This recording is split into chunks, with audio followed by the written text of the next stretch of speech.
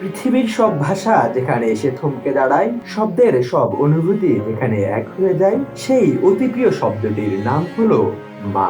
মাকে কি কোনো বিশেষ দিন দিয়ে প্রকাশ করা যায়? হয়তো যায় না। তবুও আজকের এই দিনটি যেন আমাদের ব্যস্ত জীবনের মাঝে একটু থেমে গিয়ে মাকে নতুন করে অনুভব করার এক বিশেষ উপলক্ষ।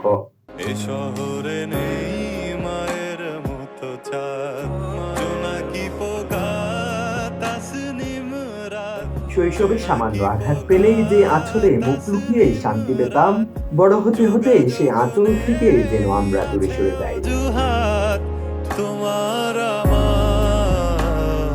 জীবিকার তাগিদে ব্যস্ত শহরের কোলাহল কিংবা প্রবাসের দূরত্বে হঠাৎ মায়ের কণ্ঠস্বর শুনলে বুকের ভেতর জেগে ওঠে এক অদ্ভুত মায়া। মা মানে ভরসা, মা মানে নিঃস্বার্থ ভালোবাসা। নিজের সুখ বিসর্জন দিয়ে সন্তানের মুখে হাসি ফোটানোর নামই মা। জীবনে যত কষ্ট আসুক, মায়ের একটু হাসি আর দোয়া সব দুঃখ গুলিয়ে দেয়। যাদের মা আজ পাশে নেই, তাদের কাছে এই দিনটি গভীর শূন্যতার। আর যাদের মা আছেন, তাদের জন্য আজকের দিনটি হোক মাকে জড়িয়ে ধরে বলার, মা তোমায় বড্ড ভালোবাসি।